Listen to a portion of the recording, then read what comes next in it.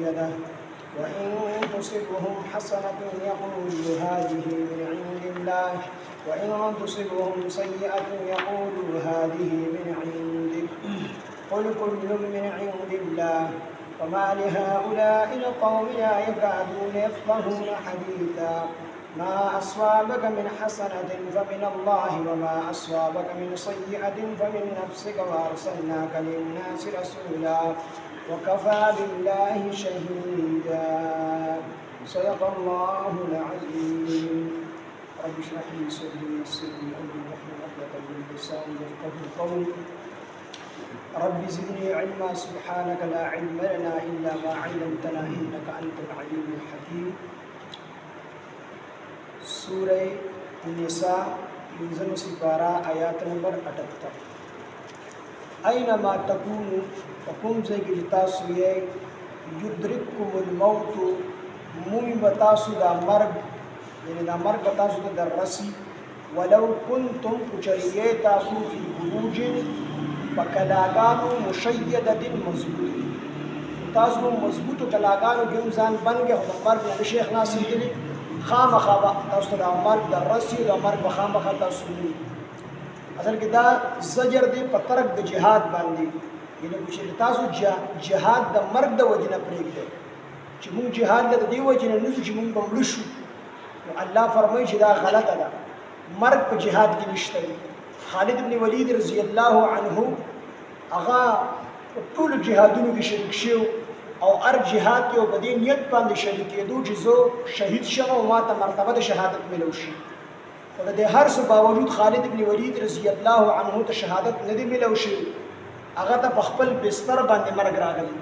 او هغه په دې باندې ډیر زیات خپه شو ما ته ولې چې کوم دې مرګ د شهادت نصیب شو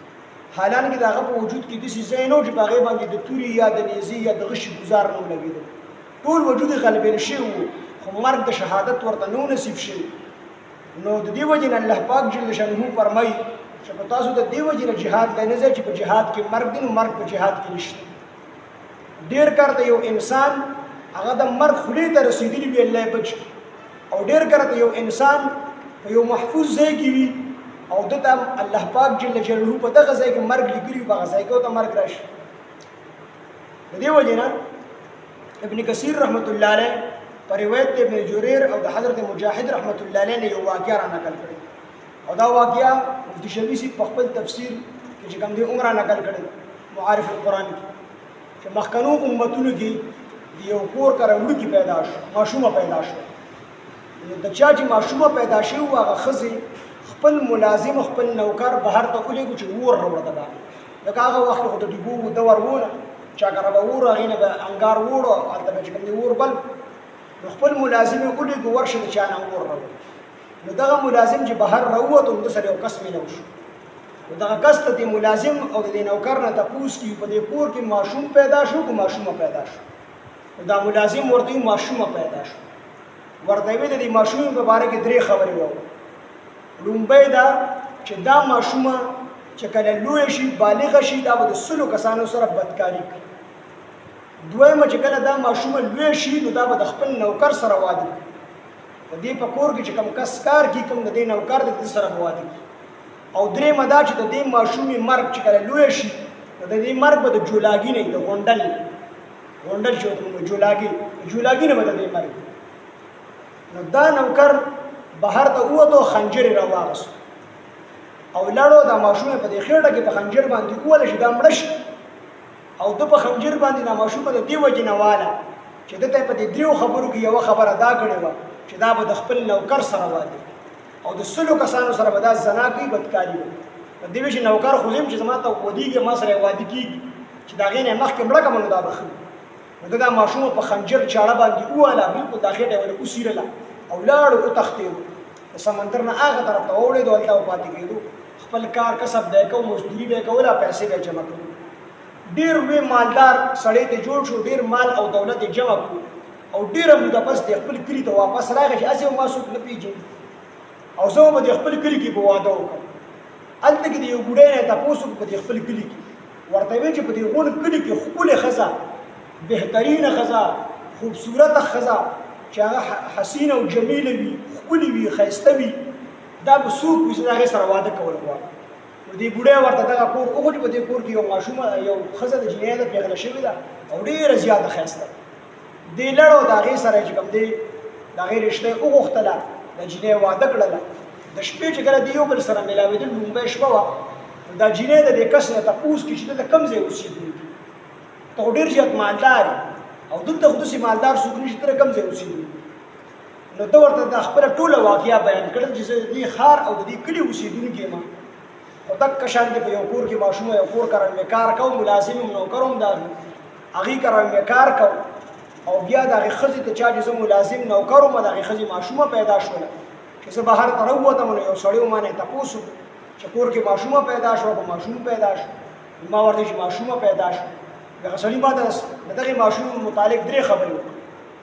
چې دا به د 100 کسانو سره بدکاري کوي، دا به د خپل نوکر سره واده کوي، د دې مرګ به د جولاګي. نو چې ما سره واده کوي او زناکاره ښځې، نو دا د دې نه ډېره بهتره چې دا ماشومه زه مړه کړم. نو هغه ماشوم ما په خنجر باندې وواله، زه بیا وتښتېدلم، په هغې کې محلول شو.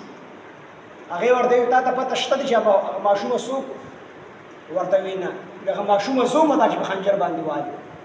نو خپله خېټه یې ورته ښکاره کړه، نو خېټه ټوله چې کوم دی په خنجر باندې سیرلې شوي وه، د ټکونو هغه نښې پکې. نو هغې ورته دا کس ورته وایي دا خاوند چې ستا متعلق خو ما 3 خبرې وکړې. یو دا چې خپل نوکر سره په واده کې، نو تا خو د خپل نوکر سره واده وکړو، زه ستاسو نوکر وم. دویمه دا چې ستا متعلق ما دا اورېدلي چې ته به د 100 کسانو سره بدکاري کوي. نو دې ښځې اقرار وکړو چې ما بدکاري ډېره کړې ده، خدای دا درته یاد نه چې 100 دي او که د 100 نه کم. او ورته وایي 3مه خبره مې ستا دا اورېدلې چې ستا مرګ به د جولاګي نه وي. نو زه دا 2 خبرې خو پوره شولې چې تا د 100 کسانو سره بدکاري هم کړې ده، د خپل نوکر سره دې واده هم وکړو، خو دا یو خبره به رانه پوره کېږي. نو دوی له ښکلې محل شیش محلې وله جوړ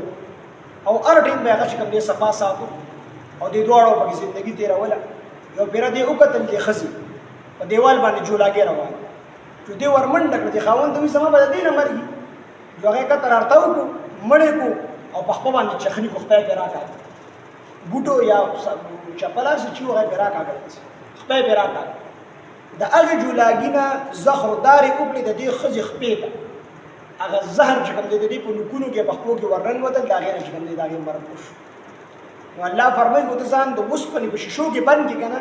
د اوسپنې په کلاګانو کې، خو مرګ چې تا له کوم ځای کې مقرر دی هلته کې به تا له مرګ راځي. نو الله فرمایي چې که تاسو جهاد پرېږدئ د دې یارې نه چې موږ په جهاد کې مرګ راځي، نو مرګ په جهاد کې نشته. که په جهاد کې مرګ وي، خالد بن ولید رضی الله عنه به چې کوم دی شهید شي.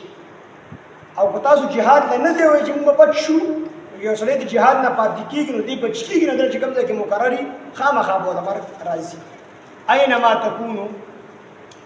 کوم ځای کې چې یې تاسو، یدرککم الموت، نو مومي به تاسو دا مرګ، یعنې دا مرګ به تاسو در رسي. ولو کنتم که چېرې یې تاسو فی بروج، په کلاګانو مشیدة مضبوطو کې، وان تصبهم، او که چېرې ورسېږي دوی ته حسنة سنیکي. دا د منافقینو یو قبیح او یو بد حسرت بیان. منافقینو ته به چې کله ښه کار ورسېدو، دې نعمت به ورته ورسېدو، یعنې داسې کار به دې ته ورسېد چې دوی به خوشحاله شو، مال به یې ډېر وګټو، جنګ به یې وګټو. دوی ته به چې کوم دی د خیر کار ورسېدو، نو دوی به وي دا د الله د طرف نه دی، نو دوی د الله شکریه نه ادا کوله، خو دا به یې وي چې دا موږ ته د پیغمبر د تابعدارۍ د وجې نه دی را رسېدلي، بلکې دا الله مقرر کړی و، د الله ایجاد و، د الله د وجې نه دا خیر موږ ته راورسېد. د پیغمبر د تابعدارۍ نفي به یې کوله، یعنې دوی به چې وی دا کم خیر موږ ته راورسېد دا د الله د طرف نه دی، نو دوی د الله شکریه نه ادا کوله، خو د پیغمبر د تابعدارۍ نفي کوله چې دا موږ ته د پیغمبر د تابعدارۍ د وجې پورې نه دی رارسېدلی دا خیر، دا الله مقرر کړی و راته راورسېد. او چې کله بد کار به ورته ورسېد، مثال جنګ کې به شکست وخوړو یا کجورې به یې کمې وشوې، نو دوی به ویل عیاذ بالله، نبي علیه السلام ته وایي دا ستا د وجې، دا ستا د تدبیر د وجې. یا به یې دا وي چې ته کله نه مدینې منورې ته راغلې، هجرت دې کړی دی، نو موږ چېرته خیر ونه موندو، العیاذ بالله ته سپېرې او ستا ملګري سپېرې دي. دا به منافقین وي، د هغې کول الله پاک رد وکړو چې نه، ټول کارونه دا د الله د طرف نه دي، او د انسان کسب له پکې دخل شته. نو فرمایي چې وان تصبهم، که چېرې ورسېږي دوی ته د منافقانو ته حسنة سنیکي، منافقان او یهودیانو ته حسنة سنیکي، یقولون دی وایي هذه دا من عند الله زمون درب د طرف نه ان د پیغمبر د تابعداري د وجنه نه د الله مقرر کړو مو تر وسی وان تصبهم او شری ورسیږي د منافقانو ته سیئه سبدی یقولون دی وای هذه من عندك هذه دا من عندك استاد وجنه نبی عليه السلام د استاد وجنه باندې مو تر وسی استاد تدبیر د وجنه یادا چې لا یعذ بالله تو سپیره او ستا مرګري سپیره دي استاد د وجنه مو چې باغ به کم بار وکړو دی به چې د کله مسلمانانو د الله پیغمبر علیه بالله راغلي دي دا بار چې کوم دې کم کجوري کوي دا دې سپیره دی علیه قل هو يا پاک حبیبا كل من عند الله طول د الله د طرف نه دي کو خیر د درسي او کو شر د درسي الله وی فما لهؤلاء القوم سشي دي قوم د بعد دې قوم لا يكادون چې دین نږدې نه دي دې خبره ته يفقهون چې دې په شي حدیثه پس خبره باندې دا ظالمان په دې باندې نه پويږي پس سره کې دنه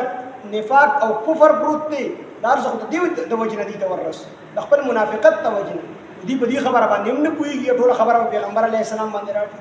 نو الله فرمایي فما لهؤلاء القوم فما لي پس شوي دي هؤلاء القوم دې قوم دا لا يكادون چې نږدې نه دي دې خبره ته يفقهون چې دوی پوه شي حدیثه پس خبره باندې دې بیس خبره باندې نه پوهیږي دومره کمکلان دي دومره جاهلان دي دې کې مبالغه ده دې د جهل ما اصوابک هغه چې ورسیږي تا ته من حسنه ما هغه اصوابک چې ورسیږي من حسنه تا ته سنیګینا فمن الله نو الله طرف انسان ته خیر ورسیږي نو دا د نیکو اعمال د وجنوي بلکې دا د الله فضل انسان کو هر څومره عبادت وکي خو دې د یو نعمت جوګه نه جوړیږي بلکې ته کو الله یو نعمت ورګي د الله خالص په خپل فضل سره وي ما هغه اسواب چې ورسیږي تا ته من حسن د سنیګین فمن الله دا الله د طرف نه ده وما هغه اسواب چې ورسیږي تا ته من سیئه لسبدینا فمن نفسك دا استاد نفس ته طرف نه دي دا استاد خپل ځان ته طرف نه دي دا استاد غناغونو نتیجه ده دا غیر ظهر الفساد في البر والبحر بما كسبت ايدي الناس الله فرمایي پس مګه باندې په وچه باندې او په سمندر کې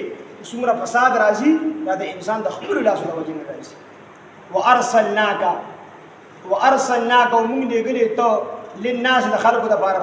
رسول وکفا او کافی دی بالله الله شهیدا گوا الله چې کوم دی گوا کافی دی او خلق تا پیغمبر منی او نه منی خو الله چې کوم دی ستاسو رسالت الله پاک چې کوم دی قبول دی او الله پاک جل جلاله ته رسول را لېګلې اوسو کې منی او نه منی خو الله ستاسو لپاره او تا باندې گوا چې کوم دی کافی دی جنازه د بس پیرا سره کوي